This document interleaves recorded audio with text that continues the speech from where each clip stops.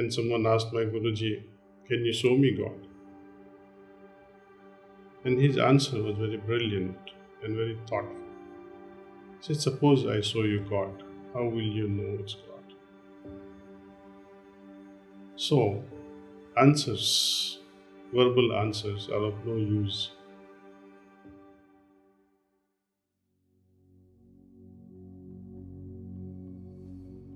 Everyone from very early childhood has this fundamental question: why am I here? What is the purpose? What shall I achieve at the end of my life? What is after this life? Is there afterlife? Is there God? How to answer such questions? When someone asked my Guruji, "Can you show me God?" And his answer was very brilliant and very thoughtful. He said, "Suppose I show you God, how will you know it's God?" So, answers, verbal answers are of no use. Someone says, "Yes, there is God." How will that satisfy your heart? No way. So one has to experience. Many great saints, like Swami Vivekananda, Sri Ramana Maharshi, Ramakrishna Paramahansa, our ancient texts, Ashtavakra Gita, Vasishtha Sanhita, Bhagavad Gita, they all say one common thing: purpose of this life is to evolve. And what are we trying to evolve? Is it the physical body? No.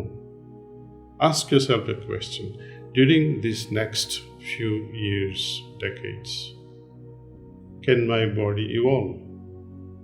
No. My body can only age. To fly like an eagle and to swim like a dolphin, perhaps it might take millions of years. But that doesn't solve the purpose of my life now. So, physically, we cannot evolve, we can only age. When we tackle the causal body, our soul, and ask ourselves a question: can soul evolve?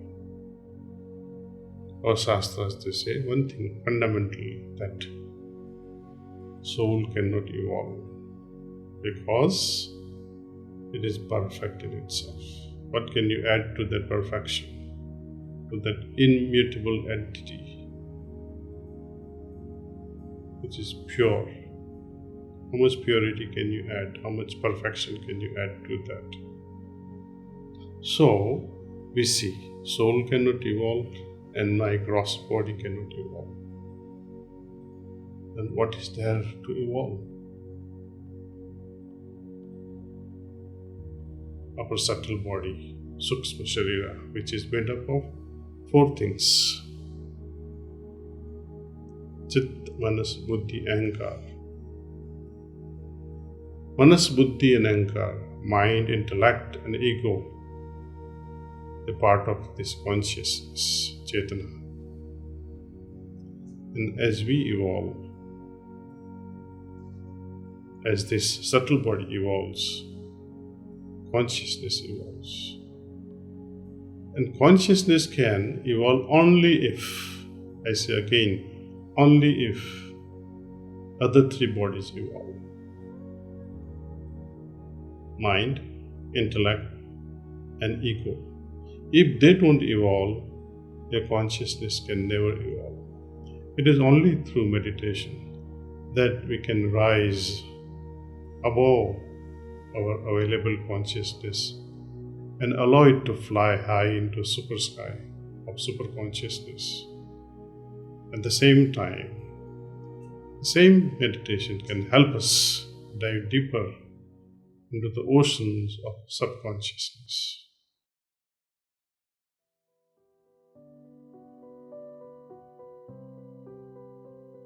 Now, what is mind? Mind to me is like a software that runs the hardware. A simple way of putting it. Yes. It's the bridge between the brain and consciousness. It's a bridge between the consciousness and the physical brain. The way we think, the way we behave, the way we intellectualize, the way we dominate because of ego. These three aspects, as they say, manas, buddhi, and ahankar, mind, intellect, and ego. It creates consciousness. This consciousness has its vibratory relationship with the soul. So we have causal body, we have subtle body, and we have this physical manifestation. Where is this manas located? Where is this mind located? It is not, I would say, restricted only to this physical brain. When you think of your child, your thought covers the field. Often mothers, especially more than fathers, they are able to feel what the child is thinking. How does this thing happen in the particular field we call consciousness? My consciousness is not just limited. If I allow it, it can cover the entire universe. For a person who can feel it, you can easily feel it. Now, your son or your daughter may not even speak a word, but you are able to, moment they enter the room, you are able to feel what they are up to, many a times. Now, how did you perceive that in your heart? So, to me, mind is a non-focal entity, non-focal. It's everywhere. It's up to us how far to allow it to go. And yoga is all about expansion of consciousness. That is why when we say, my little self, Atman, when it merges in Brahman, it's like a raindrop falling in the ocean and becoming the ocean, right? But what is Brahm? Brahm is nothing but expansion. Literally translated in Sanskrit, Bruha and Man. Bruha means expansion. And Man, contemplative mind. As they expand, to that extent you become Brahm to that extent. To that extent you have evolved your consciousness. It has no limits.